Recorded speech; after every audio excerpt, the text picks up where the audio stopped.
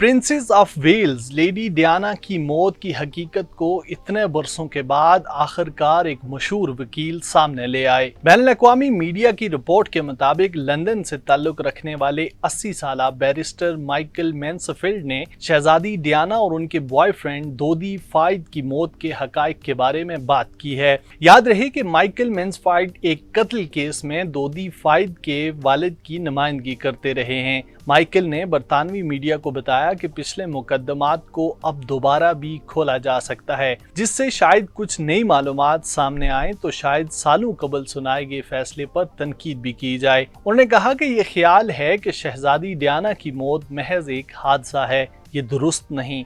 मैं इस गलत फहमी को दूर करना चाहता हूँ। माइकल का कहना था कि सच आखिरकार सामने आ ही जाता है, लेकिन इसके लिए किसी को इस सच की तलाश करनी होगी। उन्होंने बताया कि मुझे लगता है कि ये केस अभी बंद नहीं हुआ। तवील अरसे से चलने वाले इस केस से निकलने के लिए अभी और भी बहुत कुछ है जो किसी न किसी तरह सामने आ जाएगा। माइकल ने इस केस के हवाले से 2008 में की गई इंक्वायरी के बारे में बात करते हुए कहा कि जब आप लोगों से पूछते हैं कि जूरी का फैसला क्या था तो वो या तो नहीं जानते या कहते हैं कि ये एक हादसा था। उन्होंने कहा कि जूरी ने फैसले में ये नहीं कहा था कि ये हादसा है। यही वो चीज है जिसे पुलिस और दीगर लोग याद रखना चाहेंगे। माइकल ने मजीद कहा कि क्रोनर्स ने जूरी के 5 इख्तियारात का मसवदा तैयार किया।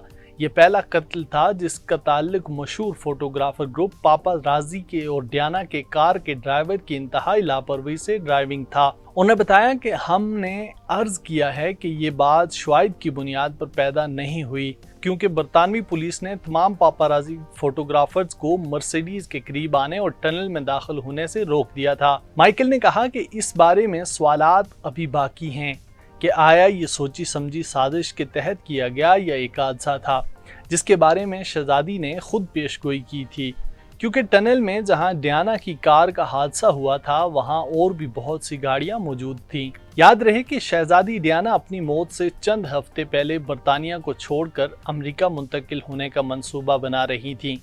ये दावा शहजादी डियाना के एक साबिक बॉडीगार्ड ने अपनी स्वाने हयात में किया है। ली सांसम ने अपनी किताब प्रोटेक्टिंग डियाना ए बॉडीगार्ड स्टोरी में बताया है कि जुलाई 1997 में एसटी टॉपर्स में अपने बॉयफ्रेंड दोदी अल्फाइद और बेटों के साथ तातीलात मनाते हुए शहजादी डियाना ने अमेरिका मुंतकिल होने के मंसूबे के बारे में बताया था, ताकि इनके बेटे विलियम और हैरी को मीडिया से तहफ़्फ़ुज़ मिल सके।